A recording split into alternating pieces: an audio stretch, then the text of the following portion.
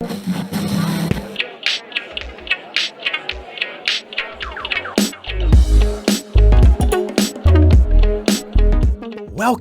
to Backseat Confessions Podcast. Slide into the backseat as we listen to mostly anonymous strangers tell us stories from their lives. I'm a rideshare driver in Atlanta, and the people getting in my car have absolutely no idea I'm going to ask them to share. My commitment to you is to tell at least a snippet of virtually every story recorded in my car in the order they were told to me. My hope is that you laugh, cringe, cry, but mostly connect to these amazing people. You may find a piece of your own story or just feel more connected to the rest of us. Join us, won't you?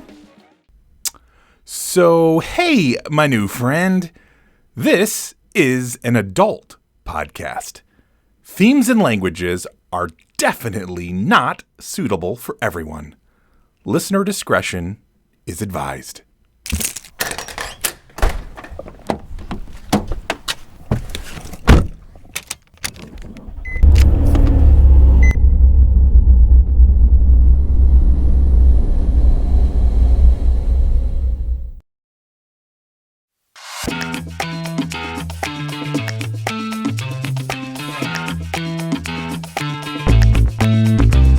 What's up, my peeps? I'm grateful that you've decided to come along today as we pick up unsuspecting riders and ask them to share what's on their mind. And it's Atlanta, so at least you know it won't be boring. All right, buckle up, my friends, and let's get this party started, yeah.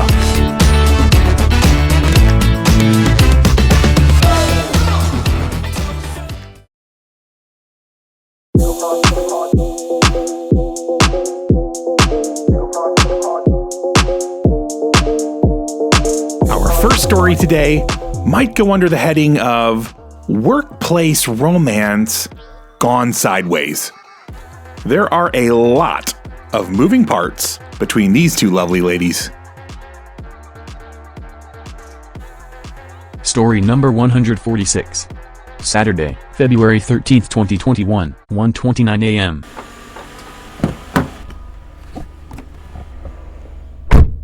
So tonight I will be talking about the time I met my Mrs. S over here. Okay, nice. Emphasis on the Mrs. Mrs. Yeah, okay. There's more to this. Oh, that's interesting. Wow. Okay. Yeah, so we're going there. We're going there. So the first time I met Mrs. was at work. Yep. She was my how do you call it? Like she was my preceptor. My preceptor. Wait, what is a preceptor? So sorry. I work in the medical field. Okay. So she was my trainer. Got it. Yeah. So I met her. The first time we met, we kicked it off really well. Great girl. Amazing time. I didn't know she was lesbian, but I can pretty much tell. I can pick up the gay vibe. You got the gaydar going on. Okay, yeah.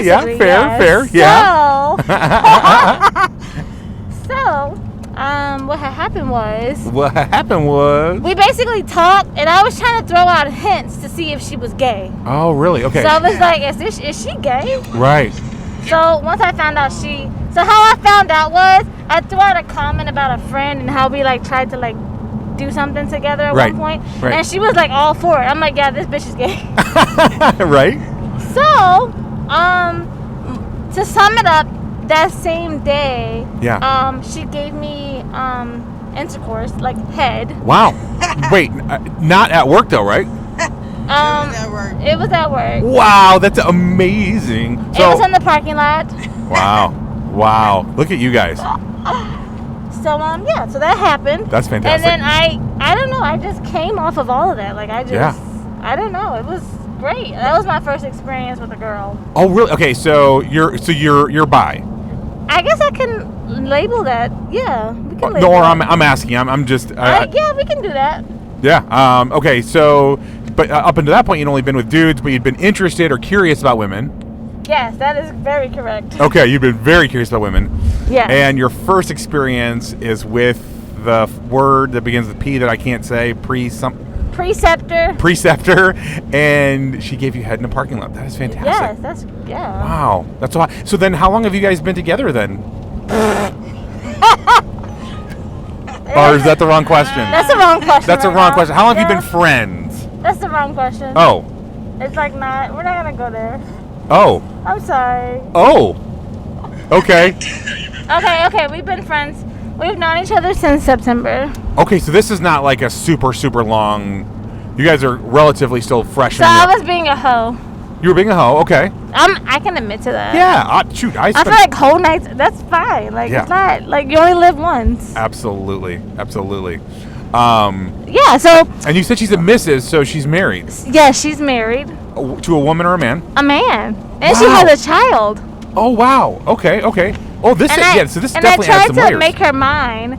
You know. Yeah. I did, but it didn't like work out how I wanted to because I have like jealousy issues and like that don't work. Like it's either me or him. You know what I mean? So moral of the story is did you sing her the Beyonce "If You Want" and then you better put a ring on it? Basically. Okay.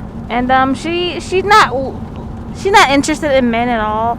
Okay. But she likes women. And So then how does she have sex with her husband or does she just? Apparently she doesn't. What do you do, Mrs. S? Oh, we don't have to put her on the spot. Hi, guys. Oh no. Miss S, by the way, for the world to know, is having a very she's a little drunk. Let's just put it that way. Yeah. So. No, actually, I'm just like as normal. I'm in my normal state of mind. So anything else.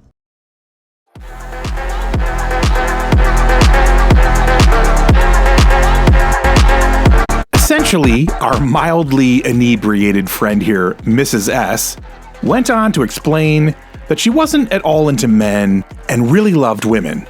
She stated that Miss R was not bisexual, but bi-curious, and that Mrs. S couldn't be with her because Miss R still dated guys. And once you were touched by a man, you were contaminated. Mrs. S words, not mine. So there you have it. I can only imagine what it is like for these two friends to work together as nurses with all this complicated sexual tension going on. Someone could probably write an entire medical drama series based on these two.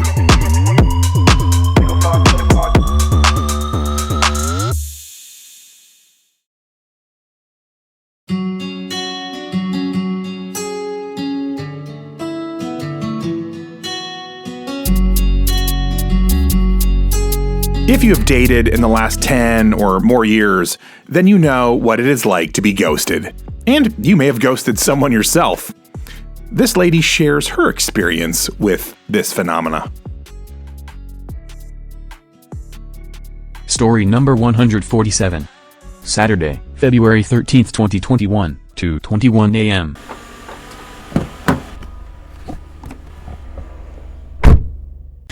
So, back in January of 2020, I was at a named place in Atlanta, Georgia, ironically, and I'm in Atlanta right now. And for the listeners, you're not from here. I am not from Atlanta. I'm from Texas. Yep. But January of 2020, I was in this beautiful peach state, is what you call it, right? That's right. Yeah, we do. And I met this gentleman. Okay. I complimented his denim shirt in the way it was wearing on him.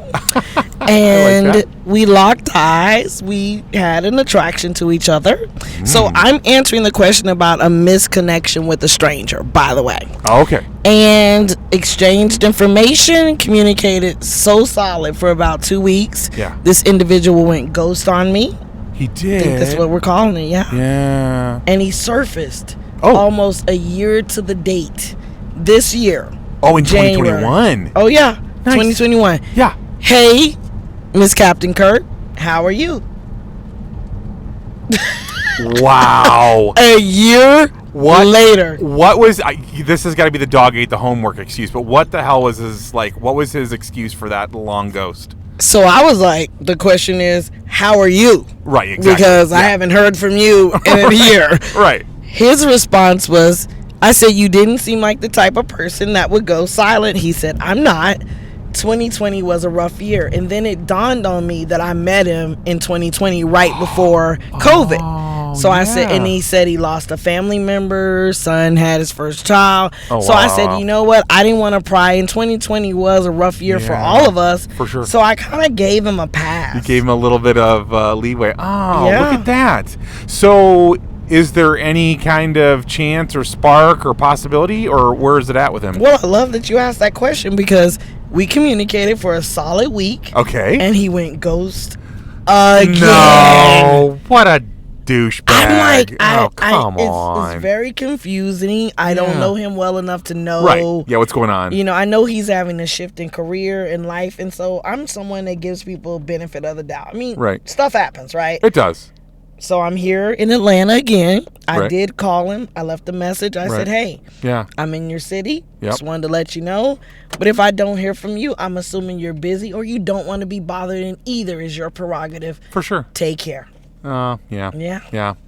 And you're such a cool lady. I'll tell you what.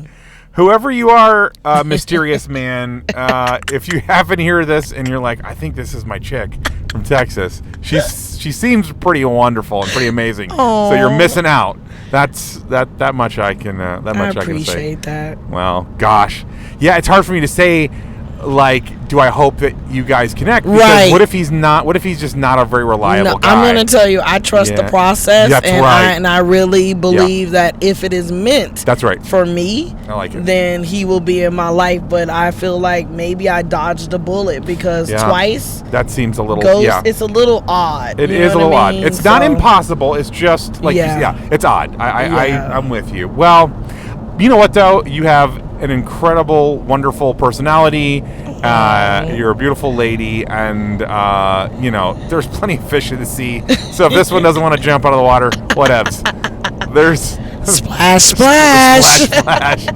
Thank you so much for sharing your story tonight. Thank you. I appreciate it. Yes, ma'am.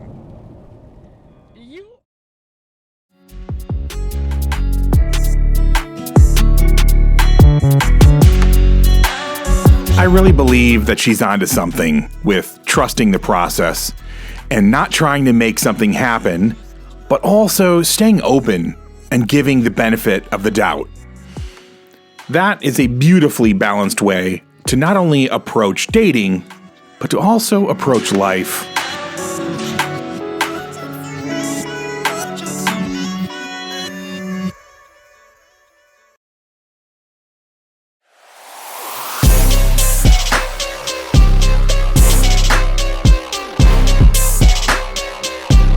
I really enjoy talking with exotic dancers, or what some might call strippers. I feel like they just inhabit such a different world than I do, and in general, I'm fascinated by what is different than me. Story number 148. Saturday, February 13th, 2021, 3:10 a.m.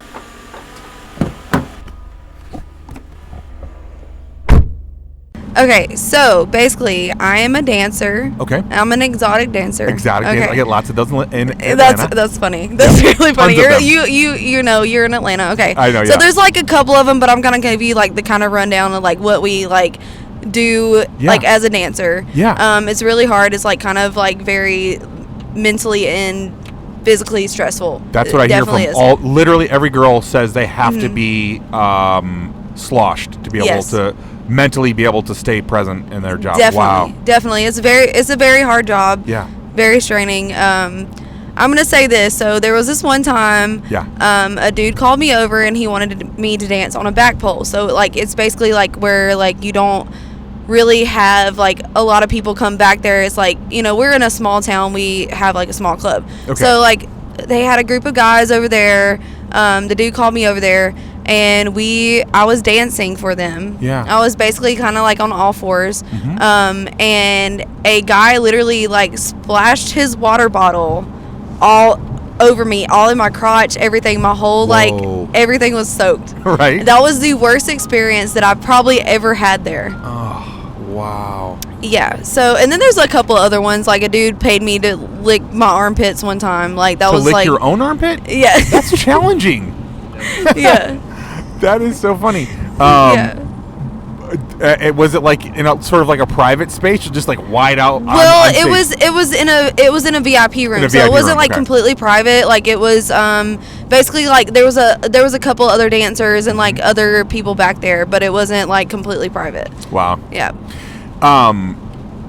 That's wild. Yeah, hearing people's like some of the like the foot fetishes and stuff never make any sense to me. But I know there are guys out there that will pay good money just to have. No, there's like a bunch of stories like the other girls have. Like I know that like people have asked to suck toes and like all that crazy shit. And they'll pay good money for that. And you're just like, wait, what? Yeah. It's so interesting. Yeah. So overall, are you? I'm so curious about sort of the practical side of it. The dancers that I have talked to before appear to be making great money, but they don't appear to be doing, like, they don't have like a good long-term strategy with their money to like become financially secure. And so anyways, that's my question to you, weirdly, is are you doing things to set yourself up? So you probably don't want to dance for the rest of your life, I'm guessing. No, definitely not. So like one of the things is like you do like, okay, so like you go in every day like feeling like you're gonna make money. So it's like you go like, okay, the next day you make like, let's say $900, you make it in one night. Yeah. Okay. So you go the next day and you're like, oh, I can spend like almost all of this money and make it right back again. Right. Sometimes it's not the case. Okay. Sometimes like you could spend all your money and not make a damn thing the next night. Right. You know what I mean? So like it's like hard to like kind of now a lot of dancers do save their money. Okay, good. So now I will say that I have not saved my money in the past. Yeah. And I am one of those ones that are like, oh, I'm gonna just make it back the next day. Right. You know what I mean? Yeah. So I'll live in the moment. It's definitely hard to save the money because you know that you're probably either going to make it that next day or then you're going to like, if you don't make it that next day, you're going to make it again. You know what I mean? Yes. So it's like one of those things where like, okay, I really need to put my mind to it. I really need to like save my money, like actually like, you know, put a savings account in for myself. Yeah. It depends on like how young you are, like completely. Like if you start out like and you're like young as shit, you know what I mean? Like you don't want to do that. You want to just like go and blow all your money because you haven't never had that before. You know, there's a lot of girls that go in there with nothing. Yeah. And then they make so much money. Yeah. And it's just like, okay, it messes with them. I'm gonna make that tomorrow, and then it keeps going. You know what I mean? Yep. And then you have your hard nights. You have your hard seasons also. Yeah. You know, because it's really like when you make the most money. Like, okay, so I live in Athens. Right. Athens is like mostly like if you make all your money on like either the weekends or game nights. When we have game nights, it's like really good. But other than that, like we have like regular nights. We could go out of there with like $1,200, or we go out there with $100. We never know. Wow. So it's like a big spectrum. It's iffy, and it's like Mondays are probably the worst for us. Okay. Now, sometimes it has been really good, but Mondays are usually the worst for us. That makes sense. People are just getting back into the swing and they're not happy. Yes. So what's your, like, okay, you know, you save and you do whatever, but like what would be, if you're able to put aside enough or whatever that looks like, where money's not so much a critical factor, what's your dream? What do you want to do? Tell me a little bit about that. Passion, dream, hope. You know what's hilarious? I would actually love to own a hotel. Would you really? I used to work in the hotel business. Like that's before I started dancing. Like I worked for Hilton actually. Yeah, I did, and I loved it. Like I loved the hotel business. Like I would actually love to own my own hotel, like a boutique hotel. Yeah. Awesome, and that is a very capital intensive. Thing, it's very intensive, but like I would love to do that. Like that's amazing. Definitely. Well, thank you so much for sharing your story. Yes, thank you. Thank you.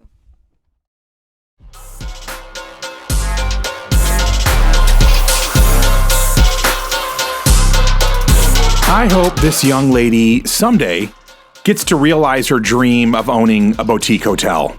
And as a bonus, she'll have great stories for the rest of her life about all the shenanigans that she's gotten to be a part of inside the strip club.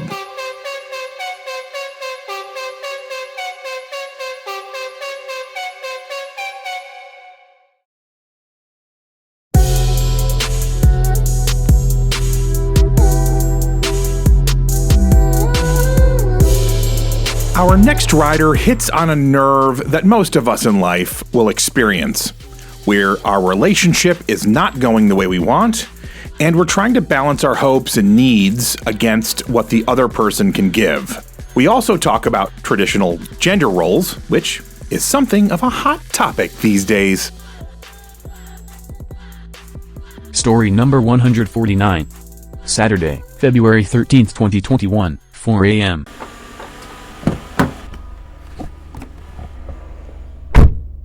So my story is, so what's today?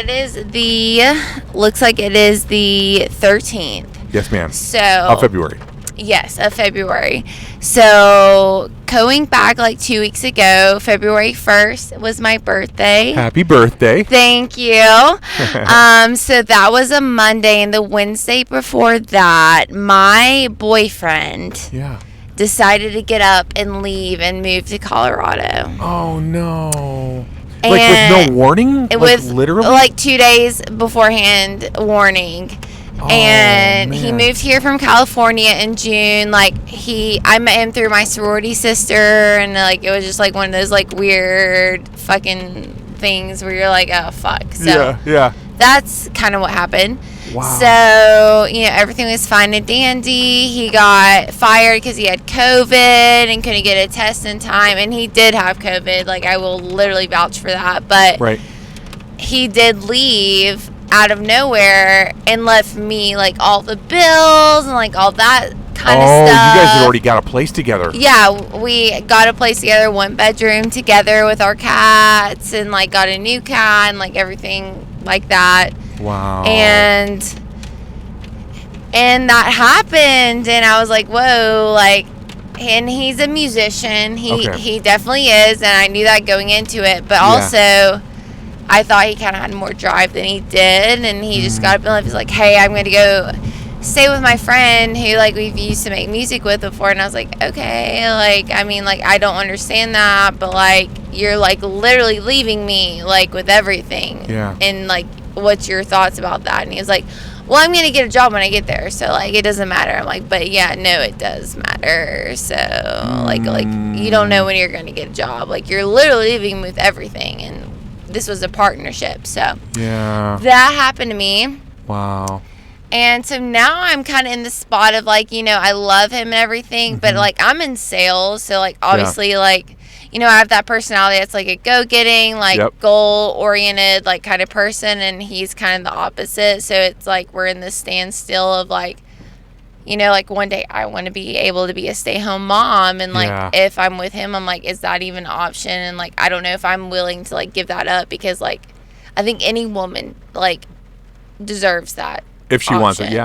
If she wants that, because if you break it down, child care is about $35,000 a year anyway. So true. It's very true. Yeah, so that's kind of where I'm at right now. I'm this guy has no ambition and drive, and he just got up and left, and I am 25 and have goals and financial goals I want to hit, and one day be able to be a stay-at-home mom and full-time wife, and be that perfect person, and I don't know.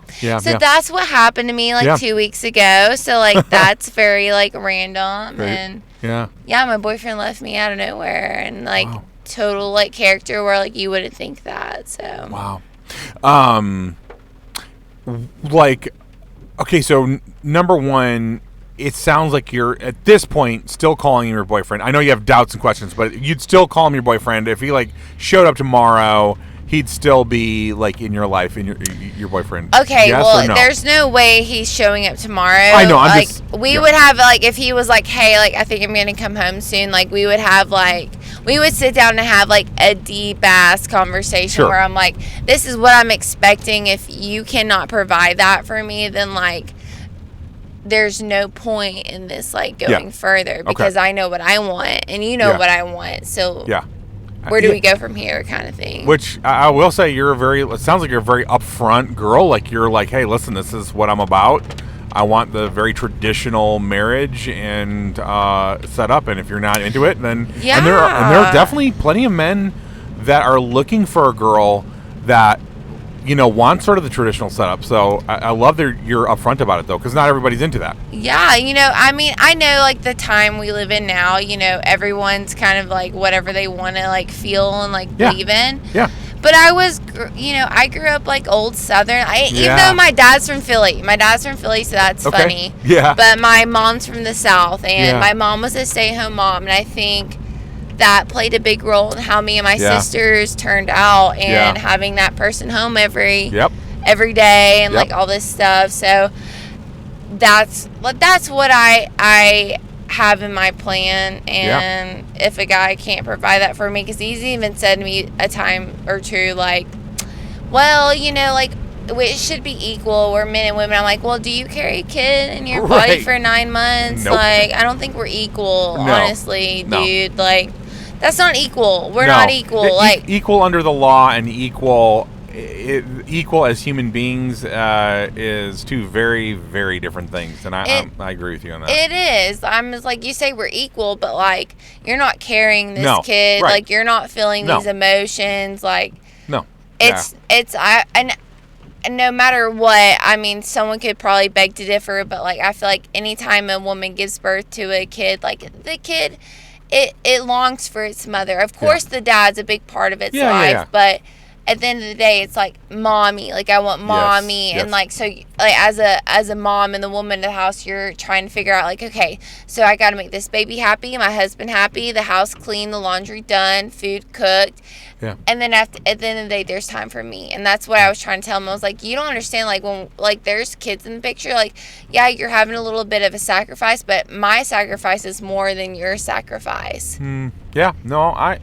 Listen, I was same as you. My mom stayed home and raised us, and I am eternally grateful that she was able to do that. It makes a difference. It really does. It really does. Like, I mean, nobody's childhood is perfect, of course, but absolutely not. I've had fucked up things happen to me in childhood. Of course. No, but it definitely, I'm 100% with you. It is a really special thing, and that doesn't, any mom who can't or actually doesn't want to, that's totally cool too. I know kids turn out, wonderfully, however, but it is a cool thing if they can.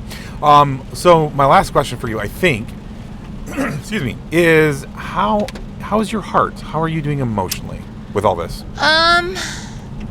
My heart is hurt. Yeah. For sure. Yeah. Because before this, I would have never questioned him. Okay. Like, I would have totally thought he was like the guy for me, because we were working through things and stuff. So, I mean, definitely I was like taken for a loop, and like definitely devastated and like crushed. And he's not quite understanding like why I'm as upset as I am. Okay. And he's like, I'm coming back. I don't know what the big deal is. I'm like, well, the big deal is that you left in the first place. When we have a house, like, apartment together, like bills together, like you just said, well, you make more money than me anyway, so it doesn't matter. Well, that's not how it is. I have financial goals for myself. I have student loans I have to pay off. Like, and he's not understanding that, and that's what's frustrating, because I have a savings account, but that savings account is what I have built up for years to be able to take out of to pay student loans, you know. Whether Biden like forgives them or not, you know what I mean? Like, gosh, that would be awesome. If he does one thing right, it'd be that. But we're not going to get into politics. No, let's stay away from politics. I'm with you. Gosh. Well, KK, thank you so much for sharing your story. I love that you're a traditional woman. I think it's cool when people, whatever their belief is, I always think it's cool when they do a little different than kind of the norm, I guess. So I applaud you.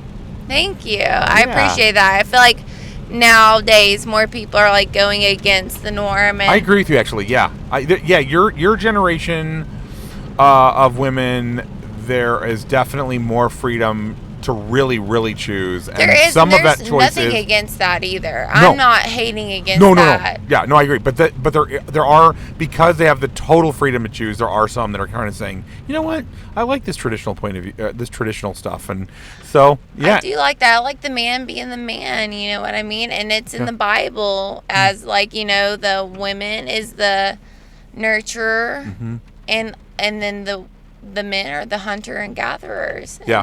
And I think, that's a thing for a reason. So. Yeah, no, I have, I can't disagree with you. There's definitely a lot to that. Well, Miss KK, thank you again so much. Well, thank you. Yes, ma'am. For listening to my sap ass story. No, because there's going to be, I hope many, many people listen to this. Hopefully someday, a gazillion people listen to it, and there's going to be many people that are in some sort of similar situation. So probably, I mean, I know this is probably more common than like I would hope. I know. Sometimes we feel so alone in whatever we're going through, and then you hear somebody else's story, and you're like, oh, I'm not alone. This is part of life. I know, and I hate it though. I know. It's not fun. It's not fun at all. But it's also part of living and learning and all that good stuff. And you're young, and you've got, lots of life ahead of you, and you're an amazing young lady. You're gonna be okay. I hope so. I appreciate that. Yeah. No, trust me. You're gonna be okay. But thank you again so much. Well, thank you. Yes, ma'am.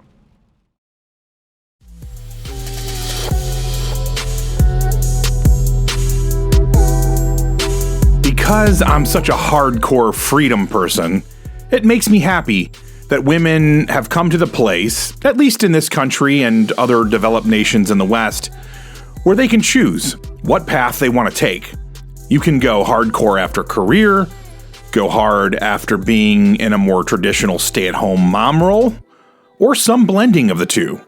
But at least there are options. Pretty cool if you ask me.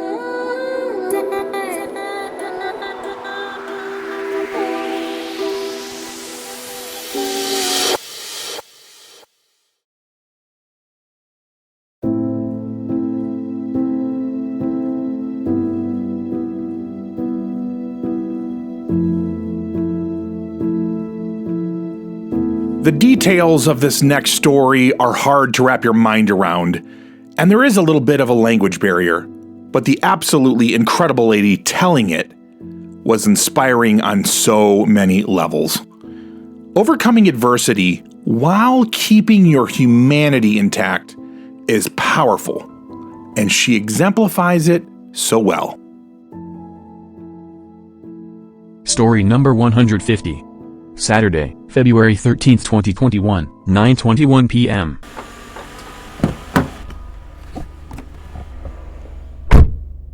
Well, it's a very tragic story that even today I have been thinking a lot, because with a pregnancy, being alone without my mom, I had been very sensible today.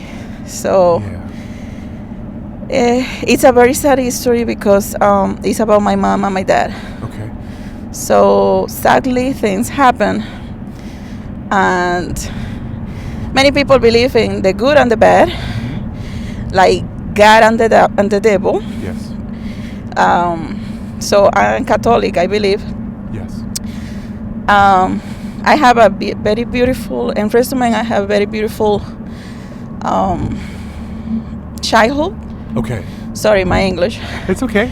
And for the listeners to know, you're having contractions right now. So yes. That's why you're out of breath. Yes, I'm out of breath. Yeah. So I have a very, very beautiful childhood with my mom and my dad. Now, did you live here or? In Dominican Republic. Dominican Republic, okay. Yes, I came to Atlanta 8 years ago. Yes, ma'am. So the thing is that my mom and my dad were the best. Yes. The stronger one even was my mom. Yeah. My dad, the weak. But things happen, and one day, being in divorce and many other things. Being in the what now? Dealing with my mom and my dad with divorce. Oh, divorce, yeah. Yeah, divorce, a second person in the relationship and other things. Uh-huh. One day, the devil knocked the door of my beautiful house, and my dad shot my mom. Oh, I'm so sorry. So, wow, that had been the hardest things of my life. Yes. Until right now, with contractions and pregnancy, having this baby without my mom, having this baby without my dad. Yeah. So what I can say about this is that it's very painful, but I forgive my dad. Wow. My sister and I have a sister. Yeah. So my sister and I decide to forgive him. Wow. To deal with this, because we are now God to say what's going to happen with him. Yeah. He is paying, of course, he's in jail, but at the same time, he's all, and we are by his side. Wow. Forgiveness is incredibly powerful, but it's also most people, or I don't know about most people, but a lot of people can't. Many people cannot. Yeah. So that's incredible, and that's a gift to you as well. You know that, right? I mean, that's why I mentioned that I have a very beautiful childhood. Yes. Because the ones that make me and my sister think alike. Yeah. Was them. Yeah. So it was a huge, big, horrible mistake. Yes. That just God knows what happened that day because nobody was there. Did he ever talk about what, from his point of view, why he did it? I really didn't wanna. Okay. Yep. That's no. I really didn't wanna hear nothing. I understand. Because there is nothing that he can say that can fix it. Of course. No. Absolutely and there is nothing that he can say that is gonna make the time go back. Like to understand it. Yeah, there is no way. It had been 2 years, and there is no day that I can understand it. Of course. Neither my sister, but wow. There are things that doesn't have answers. Right. That is yes. I agree with that 100%. Yeah. Man. So the only thing that you need to do is move on because you cannot get stuck. You need to continue with your life, like I'm doing it right now. Yes, ma'am. But that is on my heart forever. Yeah. And more today. So when I see the subject, that's the stronger one. And more today, trying to have my baby with a lot of pain. Yeah. Well, you are an amazing, strong, incredible woman, and you're going to have this little boy, and I know you're going to raise him with love, and I really do feel for you that your mom can't be there because I know she would, I'm sure she would really want to. Yes. I don't know what these lovely drivers. You. But bless you, sweet lady, and I hope that you're... I know pregnancy and birth, I can't even imagine, is like got to be one of the most difficult things, but you seem to be handling with grace, and I just hope it all goes just as well as it possibly can for you. Amen. Yes. Thank you so much for sharing. Thank you.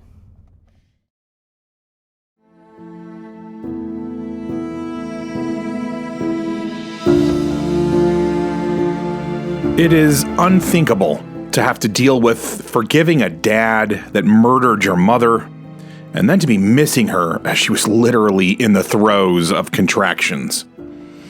I pray generational blessings over this sweet mother and her baby boy.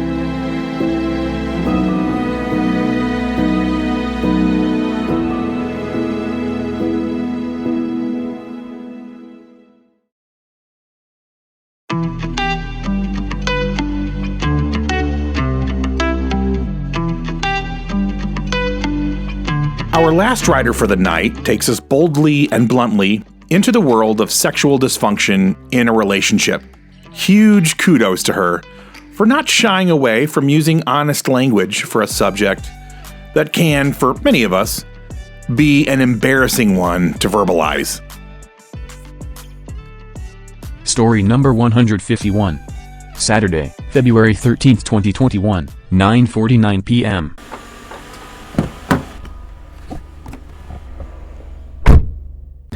Okay, so my story is why I think my ex-boyfriend is potentially gay. Okay, awesome. So we were together off and on for about 6 months. Okay.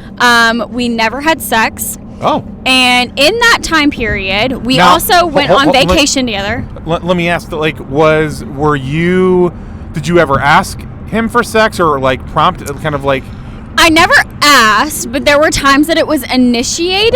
That's what I meant. Did you initiate? My brain just couldn't go there. Okay, so this isn't like he's like a really like Christian, upstanding, whatever, and you never asked, he never. This is like you were literally like, hey, and he was not interested. Okay, got it. All right. Right. Building the picture. Yes. So no, like he has had sex before. Like it is not like some potential I have no idea what to do. Pre-agreed on thing that we were going to be abstaining until marriage or anything like that. Right. So we were together off and on for about 6 months. Okay. In that 6 months, we never ever had sex. Right. In that period of 6 months, also we went on vacation together, just the two of us. Oh.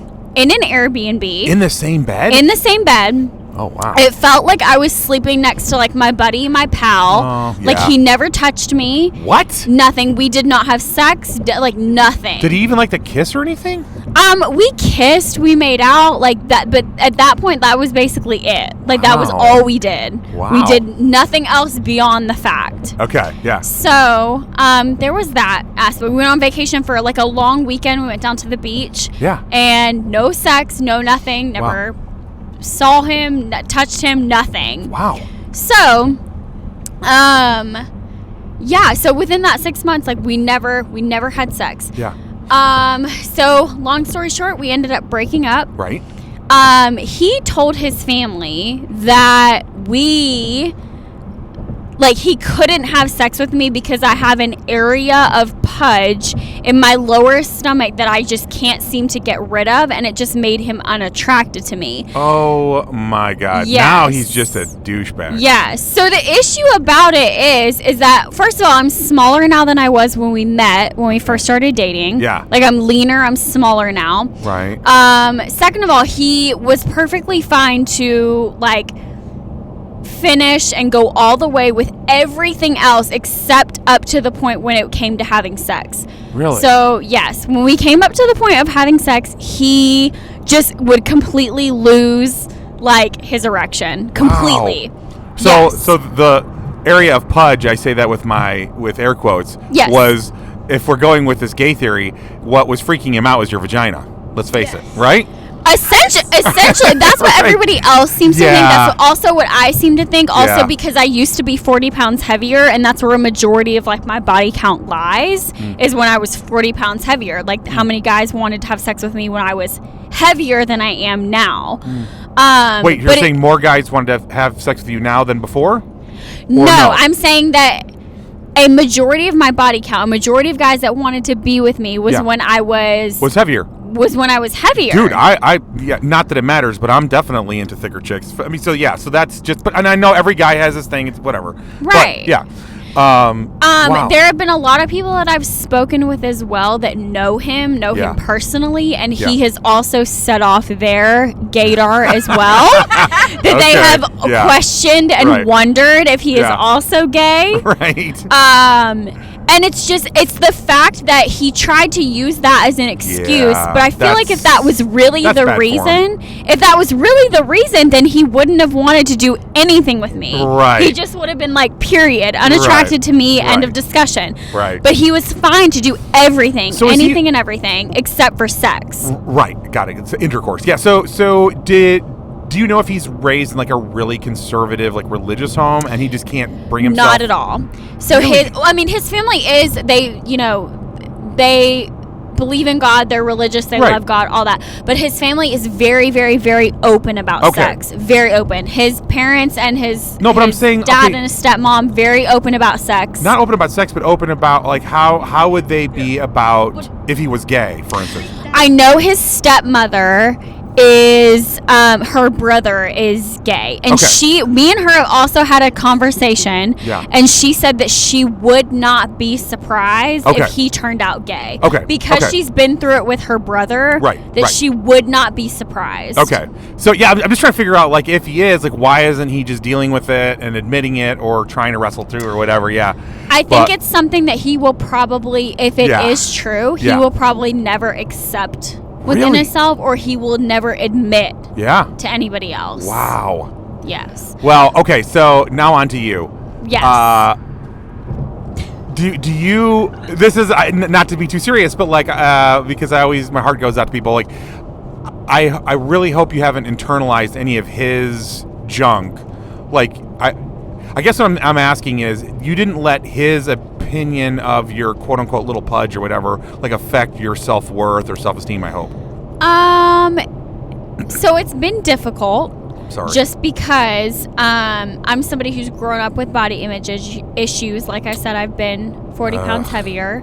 Yeah. And I also think that he took something that I said about myself. A vulnerability. Yeah. Like a week before we broke up, I was standing in his bedroom and I was looking at myself in the mirror and I was saying, like, oh, I just hate, like, my lower stomach. I just wish I could like tone it up a little more. I feel like he just took that something I said about myself, and instead of being honest about his issue, he was like, "Oh, I'll take this thing that she said, and I'll pretend that." For sure. And I think also like because I didn't feel like a real shift in our relationship until the second time, like.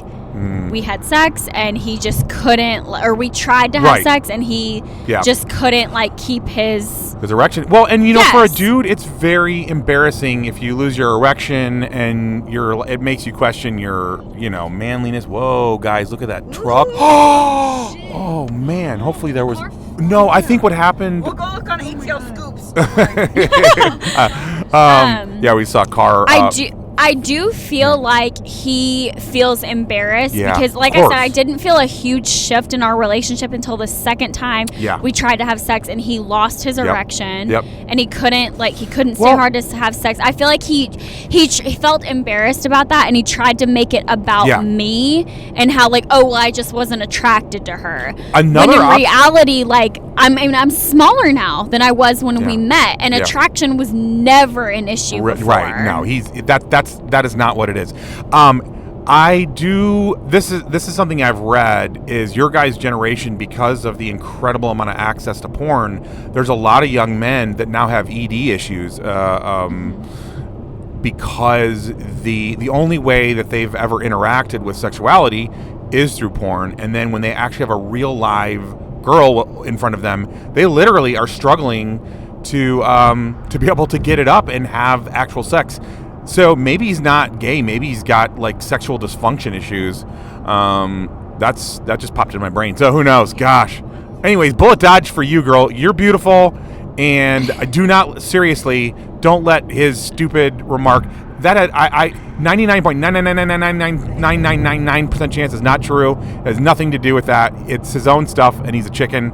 And I'm sorry he said that, but yeah. Right. Yeah. And like I said, obviously that's what everybody tells me. It's hard, to hear that he said something like that, even though I know logically, if I think through our entire relationship like that, that doesn't seem like a logical excuse. Right, it's not. But I know how that is. Someone hits a vulnerability, and all of a sudden, even though your brain is no, your heart is maybe. And it makes me wonder if I had said, because he took something that I said about myself, and he used it as a weapon. So it makes me wonder if I had said anything else, I wish my boobs were bigger. It makes me wonder if he would have used that instead as the excuse. Her titties were too small. I just wasn't attracted to her. Yeah, that's what it was. Which, it makes me wonder. Yeah, not to be too graphic, but let me just tell you, as a guy, none of that really matters. If you're into the girl at all, sex is sex. It's well, exactly. And let me tell you, you're a little happy guy down there. He is there. It's not. Yeah, it's sort of involuntary. It's just he's ready to go, right? Or he's not, and there's deeper reasons. It is. I promise you, as a guy, especially as a young guy, he should be trying to hump everything in sight. That is not you. I promise. Right? Really isn't. It isn't you. I don't know what his deal is. I don't know if he's gay, or I don't know if he has ED issues because of porn, or God knows what else. Well, I will say, so he is a bodybuilder. As far as I know, he is the plot. Okay, two things. Secrets are coming out now. It's coming out now. Number one, a lot of bodybuilders are gay. First of all, that's right. That's number one. Number two, not all. Then, of course, steroids. Yeah. So, as far as I know, obviously, there's no way for me to prove this without a test done. Right. But as far as I know, he is natural. He competes in natural competition, so they do get tested for that kind of stuff. Okay, all right. So that was one question that a lot of people brought up to me is, does he? But I feel like if that was the problem, if it was because he was on steroids and that was why he has some kind of ED dysfunction, something like that, then he wouldn't be able to get hard or finish for any period. But like I said, he could get hard, he could finish, he could go all the way for everything else except for sex. When it came up to sex, he just couldn't do it. He would freeze. That's other stuff. He's gonna need to get therapy, or like you said, maybe he's gay, but maybe he's not. Maybe he just needs some therapy, some help. Because there are plenty of guys with ED issues, and I know there's help. I don't know much about it, but I know that there is help for that. So Right. And he's so young. I mean, he's 22. I would be very, very, very surprised if it was like an ED issue, because he's so young. Unless he was on steroids, which I highly doubt. Right. Because I think he would be bigger as a bodybuilder if he was on steroids. That makes sense. Yeah. All right, Miss K. Oh my gosh, I know. No, Atlanta is awesome. They hit everything. People can't drive. No, they can't. We love it. It's delightful. Gosh, I hope everybody is okay. Oh man, I hope everybody's okay. Straight is close. Jeez. Okay. That looked like just a missing tire. Okay, thank God. All right, Miss K. I can't remember what I called you in the beginning, but you Kendra. Kendra. Jeez, yes, Miss Kendra. Thank you so much for your story. You're amazing. You're very welcome. Yeah.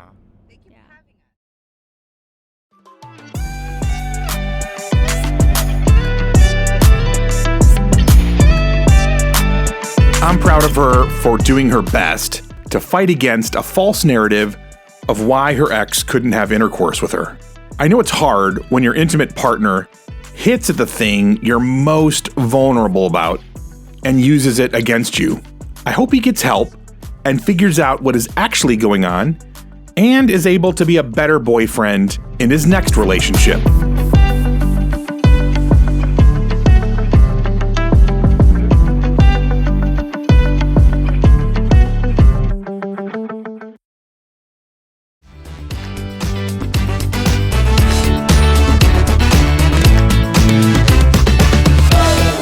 So with the possible exception of the exotic dancer story, everyone today was talking about relationship struggles. I understand why some people tap out of dating or being in a long-term relationship, or why some go on breaks from it, because at the end of the day, it can be a lot. On the flip side, though, the reason most of us come back to it is that we're not wired to be alone. Even if we can't seem to find the right person, we want to. It's an inescapable truth about how we're created. We were created to be in community and relationship with others. My hope and prayer for you is that if you're struggling to find the right friends and or intimate life partner, that you won't give up and also won't settle. Remember, nothing in life that has true value will come easy or cheap. I'm rooting for you.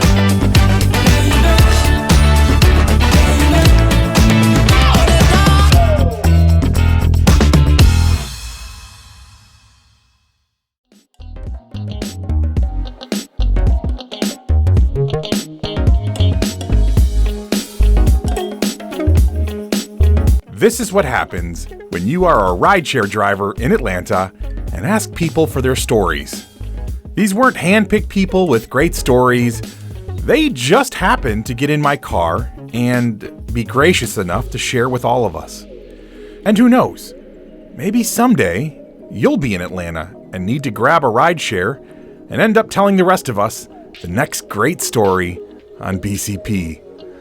I'd actually encourage you to, every so often, just ask a stranger to share a story from their life. You never know what you might learn. I believe that our stories are powerful. They can make you laugh, cringe, cry, or even get you to think or feel differently.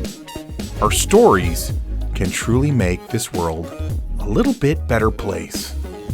So please subscribe, rate, and listen to this podcast and share it with as many adults as possible. It would mean so much to me. First and foremost, I want to thank the incredible writers who trusted me with your stories. You're my heroes. Thanks also to all the people in the background who have believed in this project/dream. All of the music on this podcast was found on Pixabay.com, and it was free, which is an amazing gift when you're starting a podcast on a shoestring budget.